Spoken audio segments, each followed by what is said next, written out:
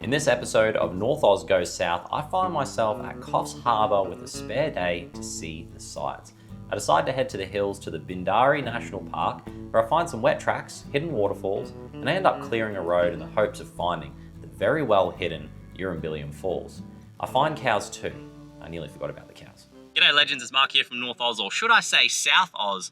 I am fresh off my Fraser Island trip, and that was an absolute awesome time. So if you haven't seen that video, go ahead and check it out. I'm really happy with the footage I got off that, and also it was such a great time, and I got to experience it with my mates as well, which was, again, like I said, just an awesome time. So I found myself now, as I continue my journey south, I found myself at Coffs Harbour, which is home to a lot of wheeling. So there's a lot to do here, but I've only found myself here for a very short while, so I'm just going to go and check out some of the parks that are around here, just to kind of experience and see what New South Wales parks is all about. I've never been to a New South Wales state park before, so I'm just going to see. It seems to be a lot of information on their website about stuff, so I'm really looking forward to it. There's a couple of places I want to see, Bangalore Falls, and I'm just taking a bit of a drive just around the Coffs Harbour area. It's got me at the moment spending about 3 or 4 hours in the car driving around. I'll see how I go. I'm going to go check out the first couple of sites, and I'll share with you guys what I find. So I've just turned off the road. I think it's called Bindarri National Park. So I've just turned off the road to go towards in that direction. It's still the blacktop at the moment, and I'm still running highway pressures. So we'll see how things go. If things get a little bit hectic, they might have to air down. And also, we had a lot of rain here yesterday as well. So they do say, be a little bit careful when it rains because things can get a little bit tricky. So who knows, we might be in for a bit of a surprise. But either way, really looking forward to it. Seems like a pretty good little drive, and I should be able to see some sights as well while I'm in the area and as I make my way further south. Let's get stuck into it. It's going to be a good one.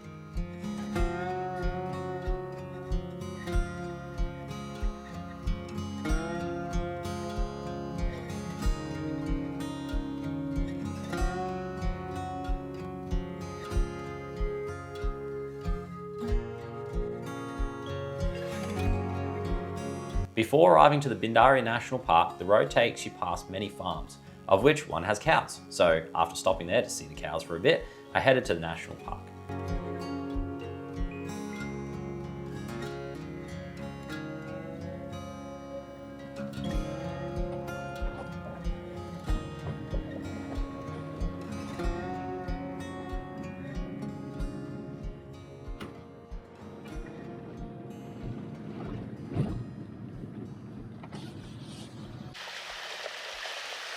A short drive later lands us at the information board, and I love stopping off at these as they often have little bits of information that are missing on the websites. The board pretty much lays out my plans for this trip, with the first stop being Bangalore Falls and followed by Waterfalls Falls.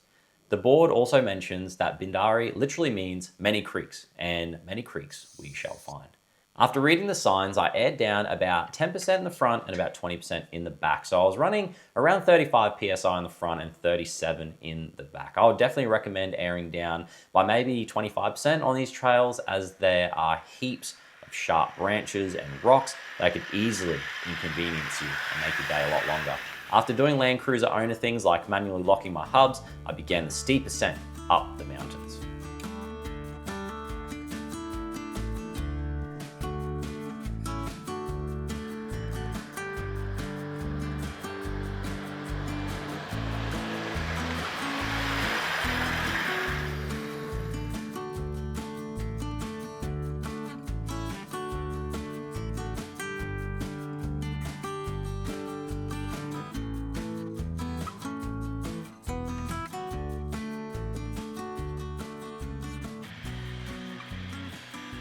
Taking the Pine Road to Bangalore Falls is an awesome way to travel to see the locations we're going to today, as you get off the blacktop and onto the slippery clay for a much more fun and scenic drive. Once I arrived at our destination, Bangalore Falls, I noticed how much colder it is here compared to Coffs Harbour. The elevation is definitely noticeable here. This is a great spot for lunch with plenty of parking, a picnic table, and a drop toilet, all easily accessible. After a bite to eat, a 1.3k hike to the falls lookout is next on the agenda. I quickly realized that joggers weren't going to cut it for this hike today, so I went back to the car and chucked the boots on. And a good thing too, as the rain from yesterday drenched the ground It was very slippery. An interesting fact about this area is that it actually lacks biodiversity due to a long history of logging. Along this walk, you'll find cabbage tree palms and hoop pines existing together, which is actually an uncommon sight. You won't find that in many places.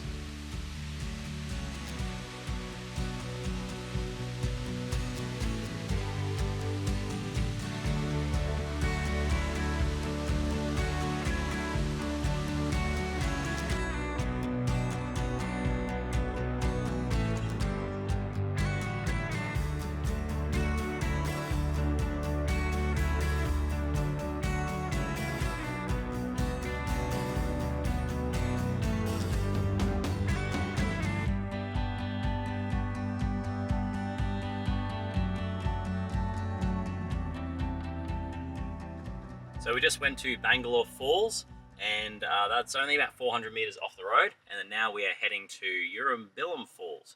So that hasn't shown up on like Google Maps and stuff like that. It says it's about an hour and a half away. Clearly it's not, 7 Ks. So it's a no-through road as well, which I spotted up there too. I'll zoom in on that. So yeah, so not doesn't look like it's too far. And then we'll probably head back because now it's starting to get late. Now it's like 1 o'clock. So you know, go down there, check out the falls, get some more footage, see what it's all about, and yeah, and then head back down that road there, which is I think the Range Road, I think it's called. And yeah, and that will be a bit of fun going downhill this time. So pretty keen for that. Let's do it.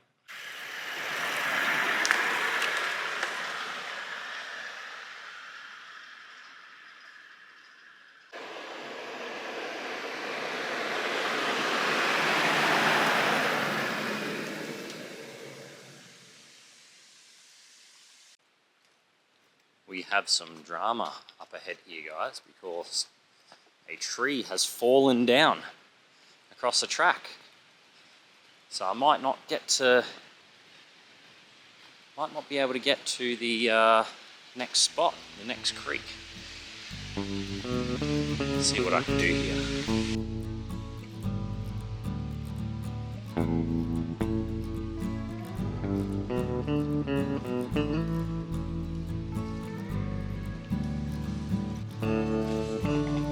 Crisis averted.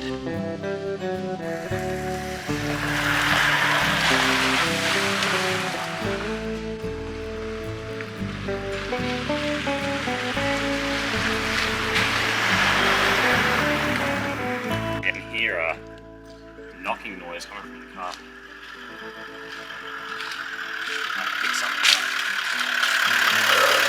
Oh, that looks like it. Stick caught in the chassis. Nice one. Geez, what a mission that was to get down. Like that track was crazy. Like there was trees all over it, and there was so many sticks and so many broken branches and stuff that any one of them could have popped my tire. And I was kind of getting down to the end of that road, and I was looking for, you know, the end number 7 on my odometer on the trip reader, because that's how many kilometers they said. They said it was going to be about 5 Ks or whatever it was.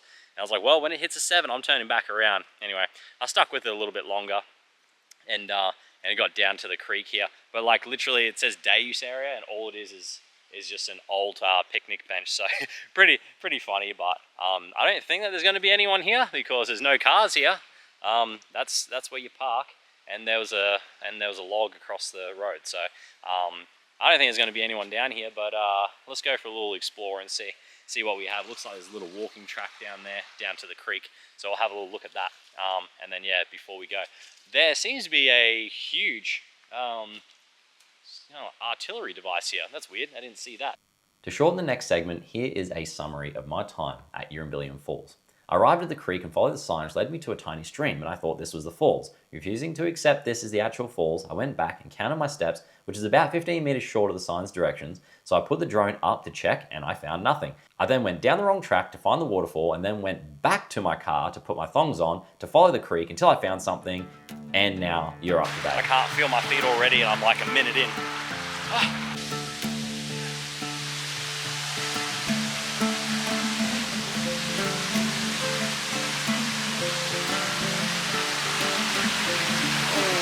We made it! Let's go!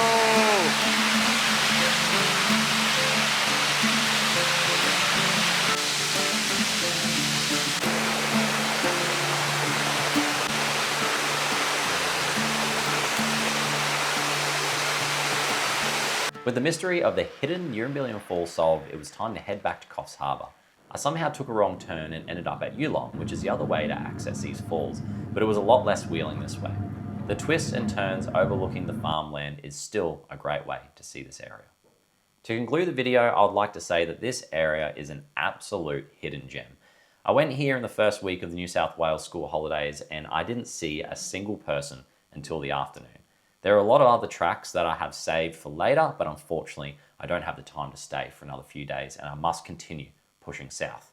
Thank you for joining me for today's off-roading and hiking adventure. If you enjoyed today's content, please consider liking the video and subscribing for more content just like this as I make my way down the southeast coast of Australia and back up again.